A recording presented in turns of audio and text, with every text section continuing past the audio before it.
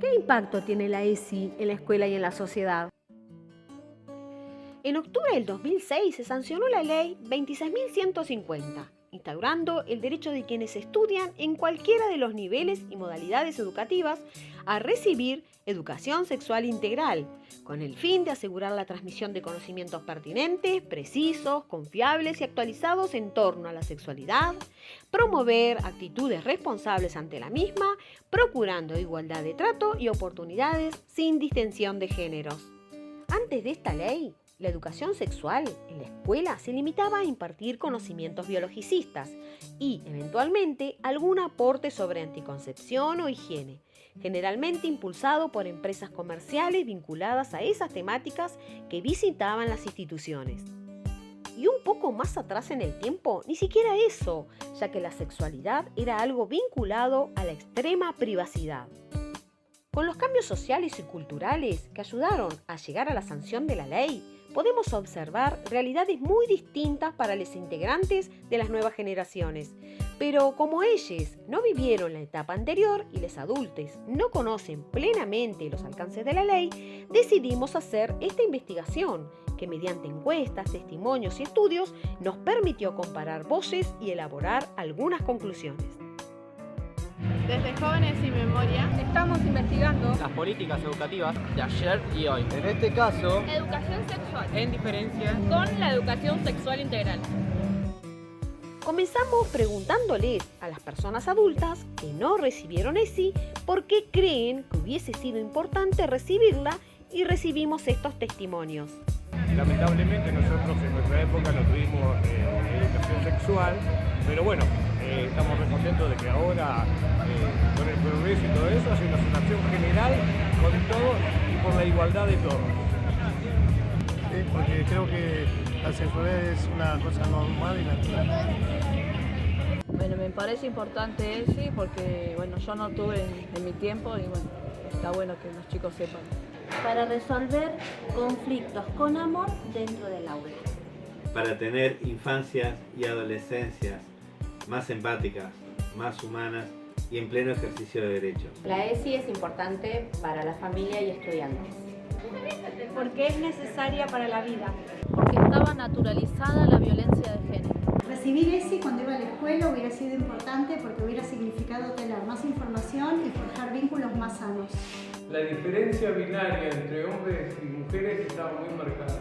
Y a mí me hubiese gustado tener en la secundaria una perspectiva no tan heterosexual de la educación y de la ESI.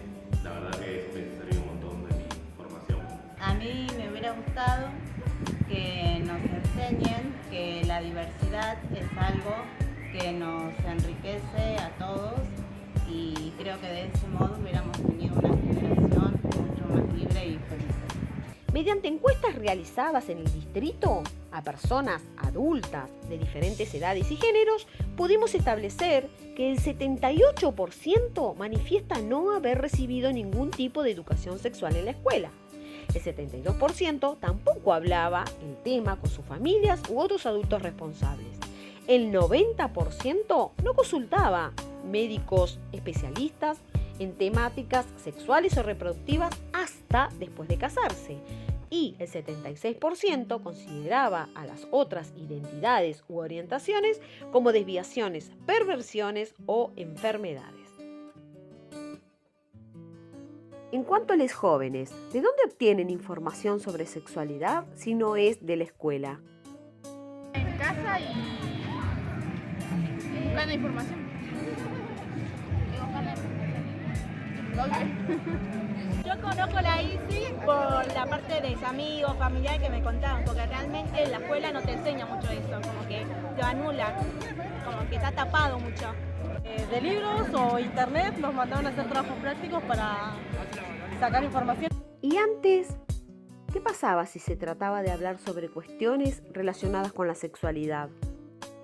No se hablaba de sexualidad, esa palabra era una mala palabra. Uno me estaba espiando, ver si alguien más grande, lo que decían, esas cosas, pero nada más. Yo no recibí educación. Tuve una clase de educación sexual una sola vez en séptimo grado, pero después no se hablaba de sexo en mi época, no se podía nombrar el sexo. Yo en mi casa no se hablaba de ese tema, directamente no se hablaba, y lo poco que podíamos hablar por ahí entre amigas o conocidos, pero todo muy a escondidas siempre. Ahora, afortunadamente, la ESI es ley. Está garantizada y debemos luchar para que así continúe siendo. Que no haya prejuicios ni ideologías que la frenen, porque todavía hay mucha gente que desconoce de qué se trata. Por lo pronto, decidimos preguntar a la gente si la conocía. Sí, conocemos la ESI. Sí. No. Nuestra época era distinto. ¿Conocen, por ejemplo, el significado de la sigla LGBTQI+? L de lesbiana, G de gay, T de trans y hasta ahí, che.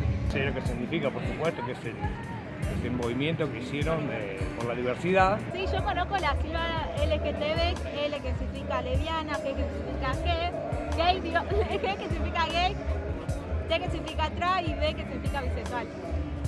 La integralidad que implica la ley 26.150 es la que marca la diferencia con la educación sexual preexistente, que además de ser incompleta y parcial, no había control sobre su implementación. Las nuevas generaciones tienen una ventaja, un derecho más que se consigue y se debe defender con convicción, por generaciones más sanas, más informadas, más libres y sin prejuicios.